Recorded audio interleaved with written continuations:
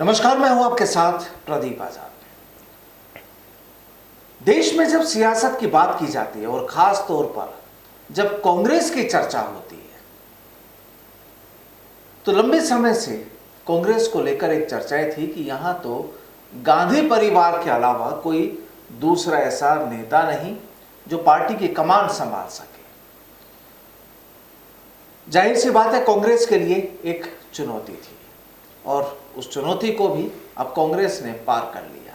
यानी गैर गांधी परिवार का वो सीनियर लीडर अब अध्यक्ष बन गया, मल्लिकार्जुन खड़गे।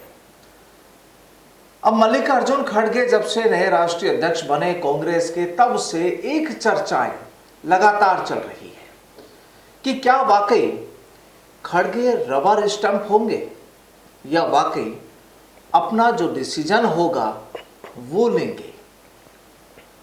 लगातार चर्चाएं इस बात की भी कि क्या कांग्रेस की सेहत में हिंदुस्तान में अब सुधार होगा, और जिन राज्यों में कांग्रेस की सरकार है, जिनमें राजस्थान भी शामिल है, तो क्या राजस्थान कांग्रेस की तबीयत ठीक होगी, कुछ सुधार होगा, जो कमियां हैं उनमें कोई बदलाव होगा, कुछ माहौल ठीक होगा, जो खींचतान जो चल रही है वो शांत होगी।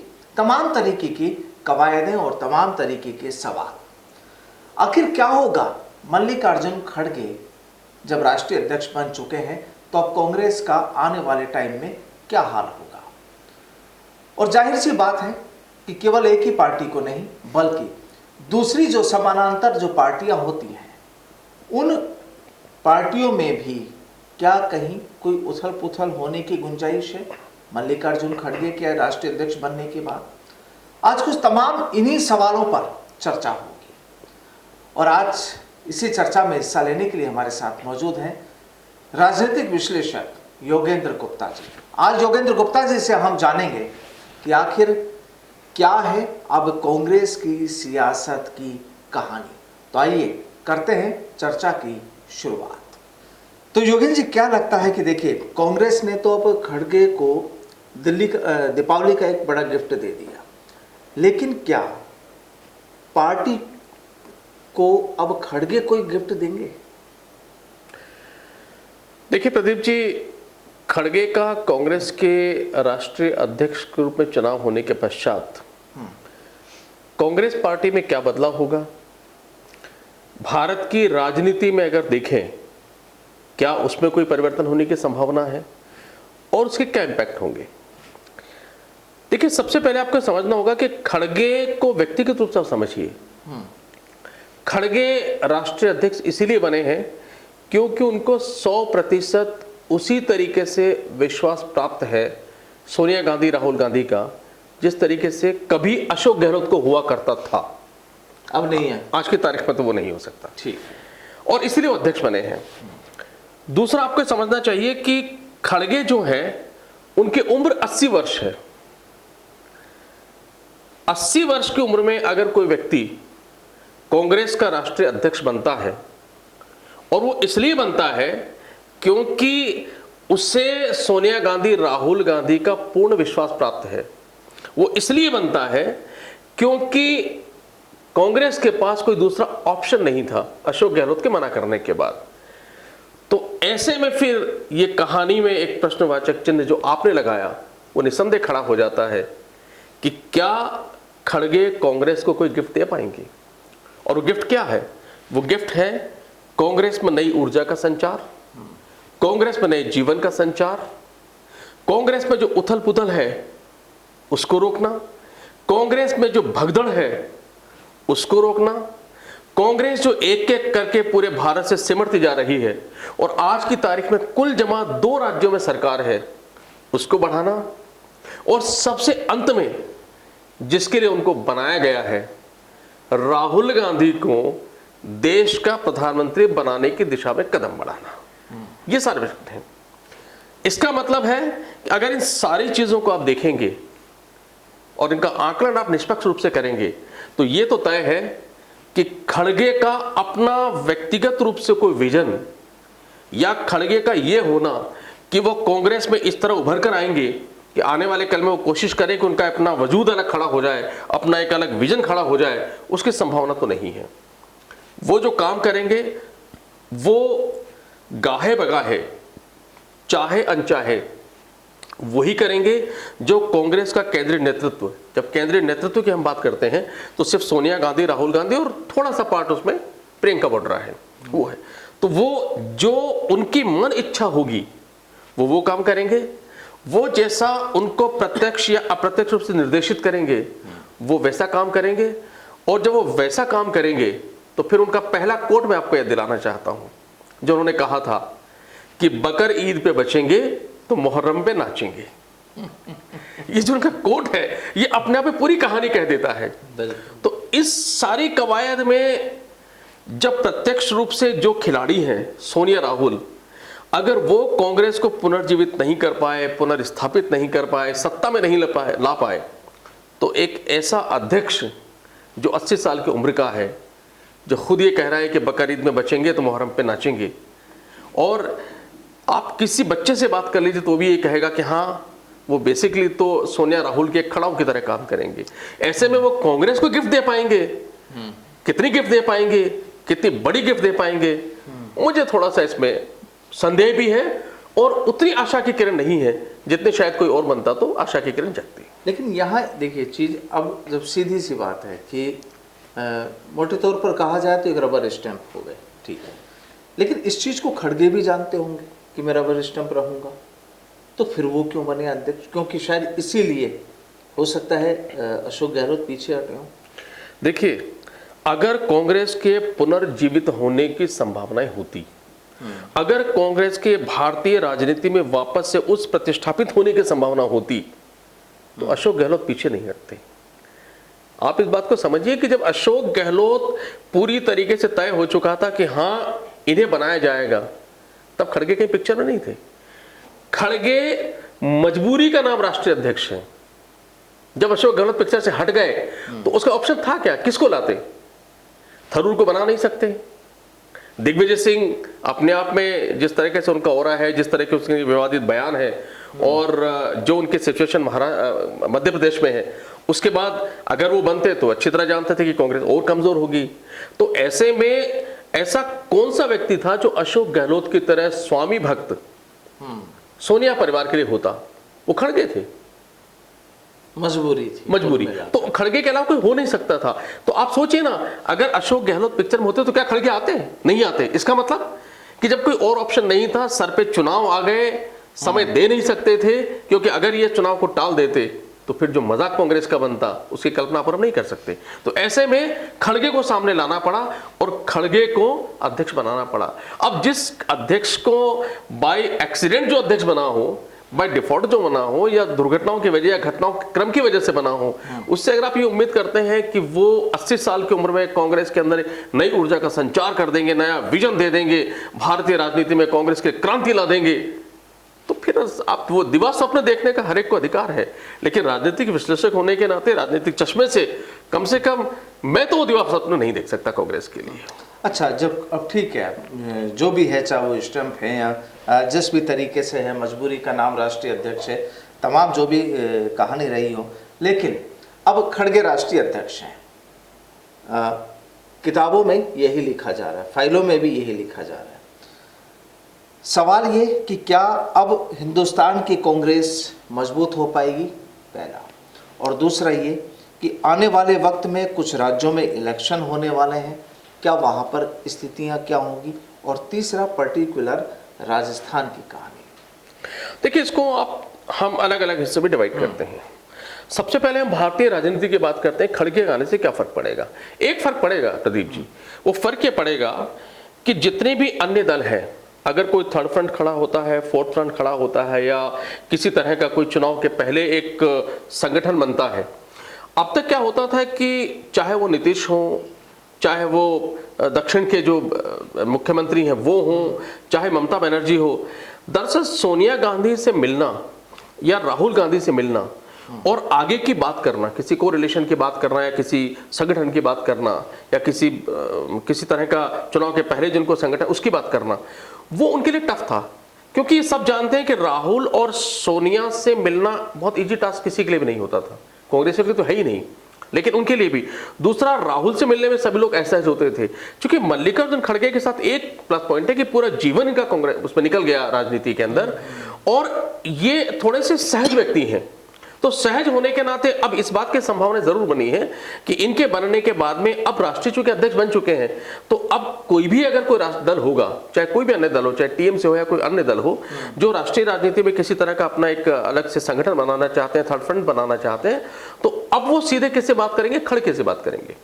तो राष्ट्रीय राजनीति में एक छोटा सा एक जो चेंजेस आएगा वो कि कांग्रेस से बात करने के लिए सोनिया राहुल के अलावा एक अन्य व्यक्ति उनको मिल गया जो राष्ट्रीय अध्यक्ष है, तो वो इजीली बात कर सकते हैं। हालांकि डिसीजन वही होगा जो उधर से कहा जाएगा, हाँ, वो वहां से पूछेंगे, लेकिन एक मीडिएटर वहां प्राप्त हो गया जिससे आराम से बात की जा सकती। एक अब बात करते हैं हम लोग कांग्रेस की राजनीति की, हम राष्ट्रीय राजनीति की बात कर रहे हैं इस समय। तो कांग्रेस की राष्ट्रीय राजनीति में भी ये होगा कि जो आरोप लगातार लगते रहे हैं, जैसे आरोप लगा है कि बहुत सारे नेताओं ने कि हम अगर उनसे मिलना चाहे तो मिल नहीं सकते, ये सचिन पायलट की भी शिकायत है। आपने देखा होगा अशोक गहलोत को अगर मिलना हो तो कितनी कवायद पहले करनी होती है, उसके बाद उनकी मुलाकात होती है, और कई दिनों तक ये सिलसिला चलता रहता है कि मिलेंगे कि नहीं मिलेंगे, मिलेंगे कि नहीं मिलेंगे, किसी भी नेता को मिलना हो।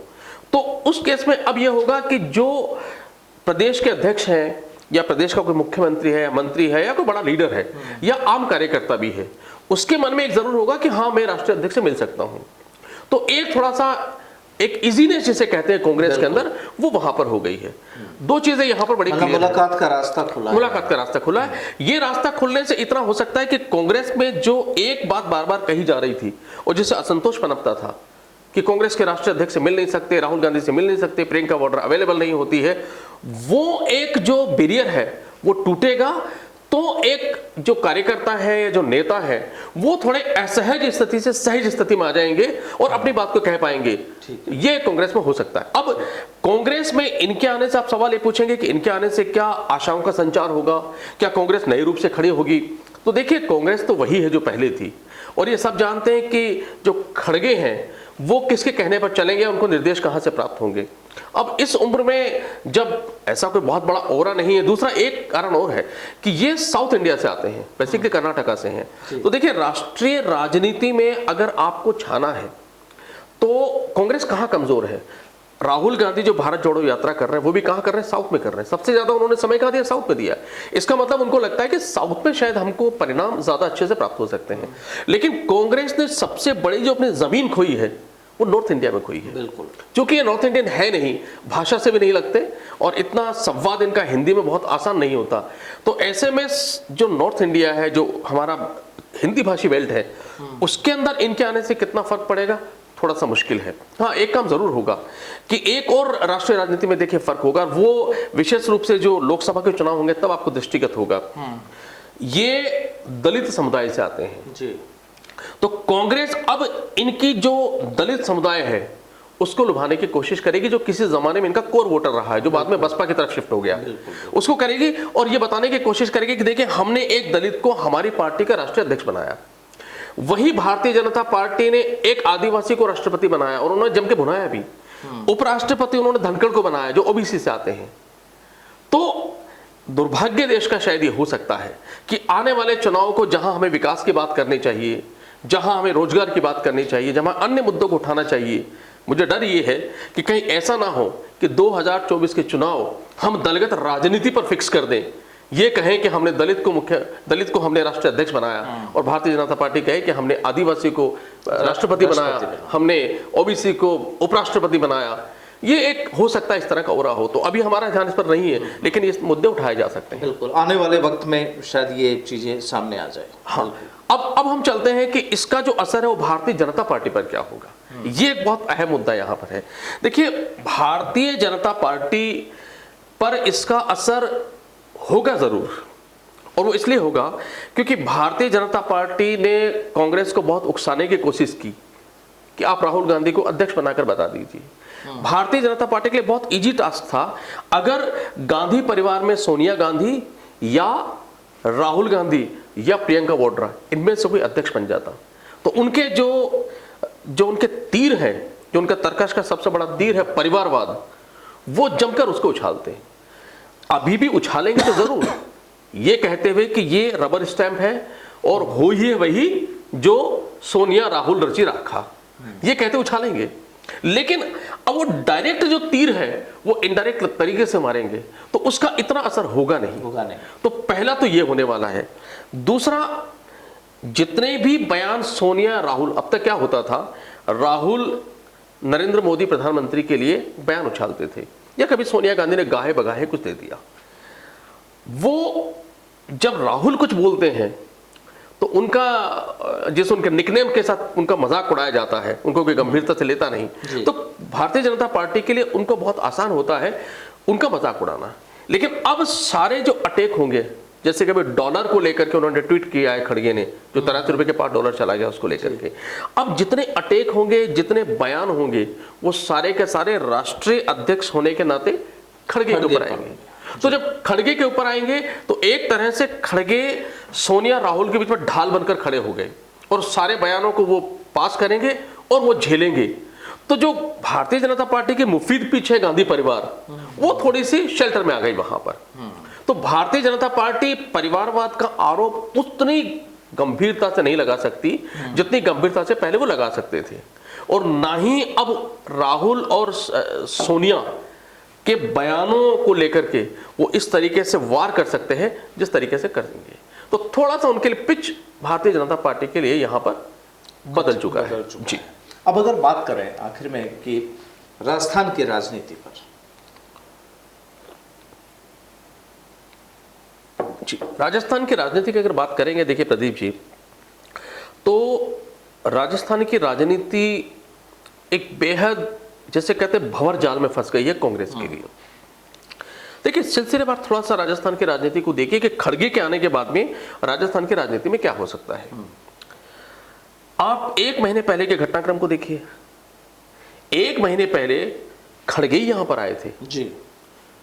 जो विधायक दल की मीटिंग सीएमआर पर बुलाई गई थी अशोक गहलोत के निवास पर, उसमें खड़गे ही बैठे रहे थे। बिल्कुल। और उसकी जगह सारे विधायक कहां इकट्ठे हो गए? धारीवाल के घर पर।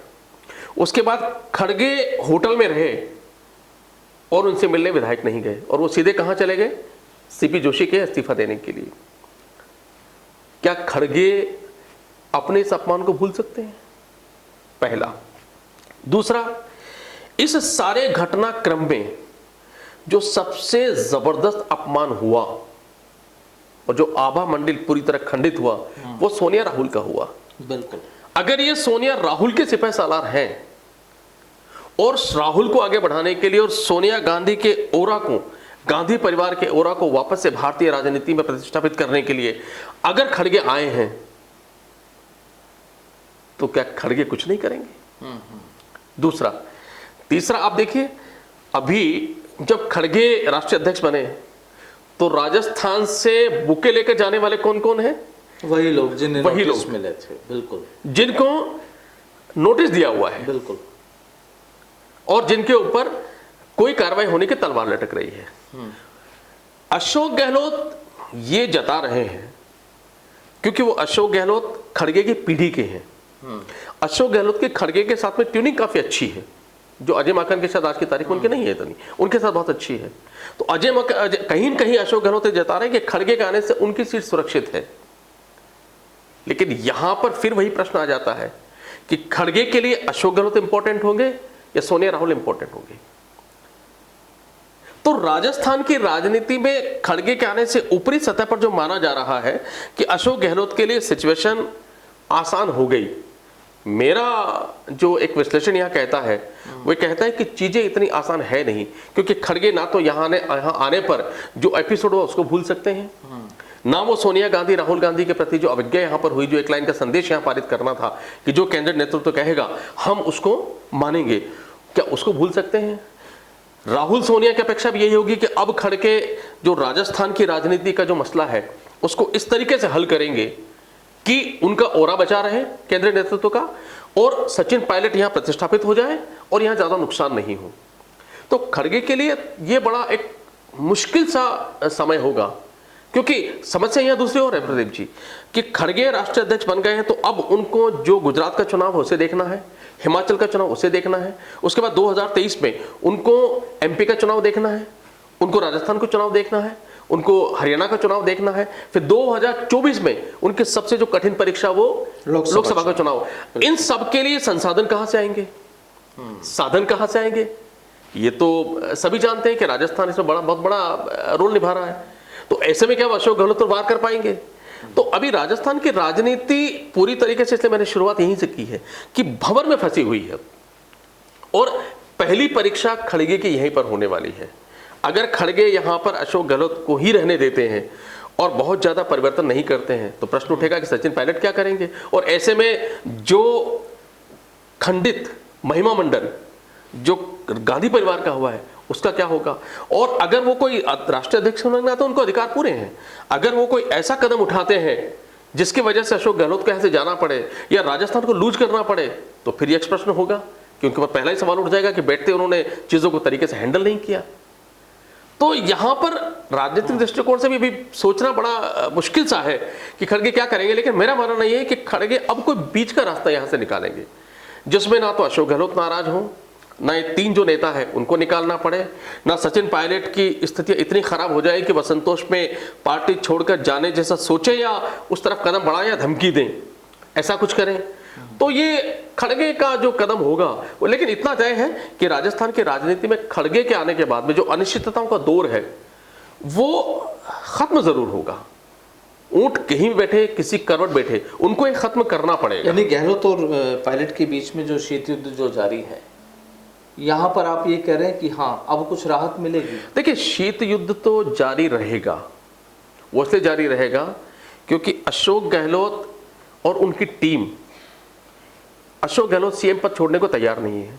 और अब जब राष्ट्रीय अध्यक्ष ये बन चुके हैं तो सवाल उठता है कि अशोक गहलोत छोड़ देंगे या उनको हटा दिया जाएगा और मान लेंगे तो फिर अशोक गहलोत करेंगे क्या? अब तो केंद्रीय नेतृत्व के पास तो कोई पद है नहीं इनके लायक, उपाध्यक्ष तो बनेंगे नहीं और ये प्रदेश के अध्यक्ष भी नहीं बनेंगे, तो फिर क्या घर बैठ जाएंगे? फिर इनके जो सिपह सालार है जिन्होंने ये बयान दिए कि अगर जरूरत पड़ी तो हम प्री इलेक्शन में भी जाने को तैयार है, ये तो इन्हीं के नेताओं ने कहा है जो इनके सिपह सालार है, तो क्या वो घर बैठ जाएंगे? तो इसलिए शीत युद्ध बंद नहीं होगा, परीक्षा शुरू होगी इनकी, शीत युद्ध के ऊपर एक राख डालने की कोशिश होगी। लेकिन सवाल वही है ना कि जब गहलोत के लिए सवाल उठते हैं तो फिर पायलट के लिए भी लोग ये सवाल करेंगे कि अगर पायलट को आपने कोई राहत नहीं दी, जो इस समय राहत की मांग कर रहे हैं राजस्थान में, अगर उन्हें राहत नहीं दी तो फिर वो क्या करेंगे? देखिए, उनका जो पायलट का इस वक्त जो अगर आप सारा उनका बॉडी लैंग्वेज देखें आप, तो पायलट बहुत शांत और सौम्य नजर आ रहे हैं इस समय। गहलोत ने अभी जो बयान दिया था, वापस उन्होंने वही युवाओं को बयान दिया, रगड़ाई का बयान दिया, लेकिन पायलट ने उसके बदले क्या कहा? उन्होंने यही कहा कि जो भी केंद्रीय नेतृत्व चाहेगा, समय पर चाहेगा, बदलाव होंगे और हम सत्ता में पुनः वापसी के लिए प्रयास करेंगे। क्योंकि पायलट बहुत अच्छी तरह जान गए कि उनकी प्रतिष्ठा, मान सम्मान सोनिया गांधी परिवार के साथ जुड़ चुका है और सोनिया गांधी का मान सम्मान खड़गे के साथ जुड़ चुका है। तो जब खड़गे उनको बचाएंगे सोनिया गांधी के मान सम्मान को, तो इनका मान सम्मान तो अपने आप बचेगा। तभी तो मैंने कहा कि जो चीजें हैं वो जो दिखाई दे रही है ऊपर से, वो अंदर से इतनी गहरी है प्रदीप जी कि आप सोच नहीं सकते। तो इसका मतलब राहुल गांधी ने ठीक कहा था दिल्ली में उस वक्त कि वाकई सचिन पायलट, अगर किसी को धैर्य की रखना सीखना है तो पायलट को देखें। ठीक है, बिल्कुल, इसका मतलब तो फिर यही है, आप धैर्य रखिए और चलते रहिए। आप बिल्कुल सही कह रहे हैं, मैं लगातार ये कहता रहा हूँ और सचिन पायलट के जो बहुत खास सिपह सालार हैं जिनसे मेरी कई बार बात होती है, मैंने उनसे भी ये कहा कि भाई देखिए, 2 बार सचिन पायलट धैर्य खो चुके हैं। एक बार 2020 में खोया जब उनको लगा मुझे मुख्यमंत्री बनना चाहिए था, उसकी जगह मुझे उप मुख्यमंत्री बनाया और वो धैर्य खो बैठे और उनको लगा कि मुझे सीएम बनना चाहिए था। उसका नतीजा ये कि पिछले 3 वर्ष से सड़क के ऊपर संघर्ष कर रहे हैं अपने अधिकारों को पाने के लिए। दूसरी बार उन्होंने अपना धैर्य कब खोया? जब ये क्लियर हो गया था और ये ऑलमोस्ट तय था कि इनको चीफ मिनिस्टर बनाया जाएगा और चीफ मिनिस्टर बनाने की सारी कवायद तो सोनिया गांधी कर रही थी, तब उन्होंने फिर धैर्य खो दिया। सीपी जोशी से मिलने चले गए, विधायकों से मिलने चले गए, अपना ओरा बनाने लग गए, होर्डिंग लगा दिए गए, एक नई युग की शुरुआत, वो धैर्य खो। ये सचिन पायलट की समस्या क्या है? सचिन पायलट एक ऐसे बॉलर है कि लगातार बहुत आराम से बॉल को टुक टुक करके खेलते हैं, लेकिन जब उनको मौका आता है कि सिक्सर मारना चाहिए, उसी समय हिट विकेट आउट हो जाते हैं। सचिन पायलट को अभी भी सचिन पायलट के लिए मौका है कि आज भी प्रदीप जी सचिन पायलट के लिए बेहतर यही है कि अब जब उनको समझ में आ गया कि उनका सम्मान सोनिया गांधी राहुल गांधी के सम्मान के साथ जुड़ चुका है, तो अब उनको धैर्य रखना चाहिए। मुझे डर फिर यही है कि ऐसा ना हो कि जब फिर उनका वक्त आए, अगर आने की संभावना होती है, तो फिर कहीं ऐसा ना हो कि धैर्य खो बैठे और वापस वो हिट विकेट हो जाए। लेकिन योगेंद्र जी, समस्या ये आती है ना कि हर एक इंसान की एक सोच होती है। धैर्य भी एक वक्त तक ही आदमी रखता है, कब तक रखे। धैर्य की भी कोई समय सीमा तो किसी चीज़ की तय होती है, और धैर्य रखने के बावजूद भी अगर कोई व्यक्ति आपको बार बार पंच करता है तो फिर कहानी कैसी हो। क्योंकि इस वक्त देखिए, पिछले कई दिनों से ना तो सचिन पायलट का कोई सियासी बयान है, ना ही उनके अपने जो चाहने वाले हैं, जो करीबी लोग हैं, जो पहले हर दूसरे दिन अपनी एक बॉल उछाल दिया करते थे, तो बिल्कुल शांत है माहौल। और इसीलिए कहानी ये कि क्या वाकई शांति है, क्या बिल्कुल शांत हो चुके हैं, या इसके पीछे की कुछ और कहानी है? नहीं, ये तूफान के पहले की शांति है। यानी तूफान आने वाला है। तूफान तो देखिए आएगा। और जो अशोक गहलोत कह रहे हैं कि मैं जनवरी में बजट लाऊंगा, अभी से जो बजट की बात कर रहे हैं, कभी आपने सुना है कि 4 महीने पहले बजट की बात होती थी? लेकिन 4 महीने पहले उन्होंने बजट की बात उछाल दी है। इसके अलावा उन्होंने अभी भी वो यही कह रहे हैं, युवा, रगड़ाई, अनुभव, अभी भी वही बात कर रहे हैं सारी वो।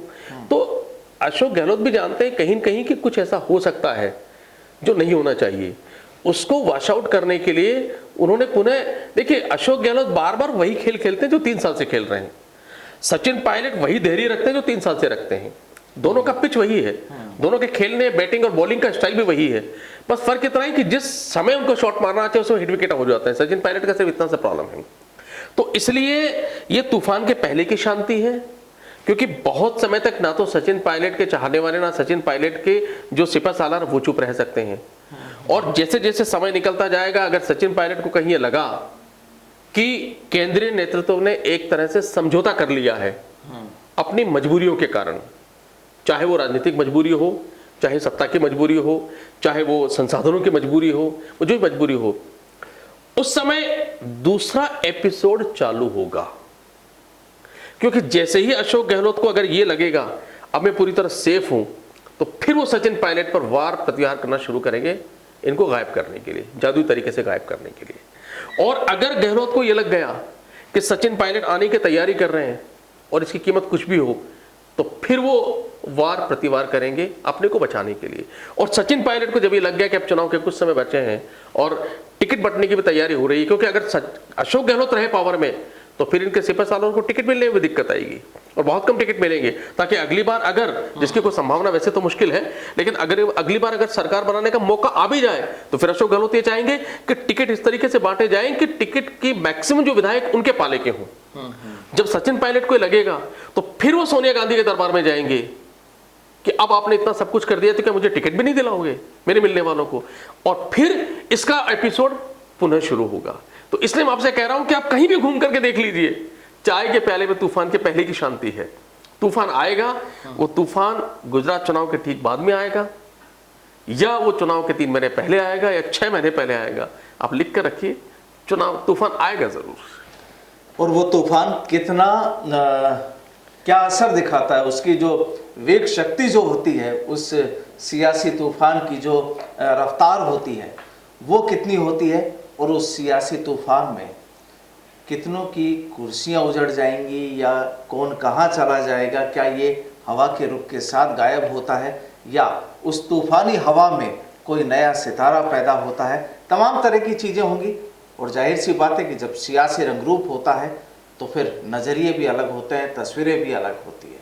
बहरहाल देखते हैं कि आने वाले दिनों में राजस्थान की इस सियासत की क्या हाल होते हैं, और जब मल्लिकार्जुन खड़गे अब कांग्रेस की, जब देश की कांग्रेस की जब कमान संभाल चुके हैं, तो उनके हाल कैसे होते हैं। क्या वाकई वो ये साबित करते हैं कि हाँ मैं रबर स्टैंप हूँ, या फिर वो ये करते हैं कि नहीं ऐसा नहीं है, अब कुर्सी मेरे पास है, कलम मेरे पास है, मोहर भी मेरे पास है, और ये लगा दिया ठप्पा।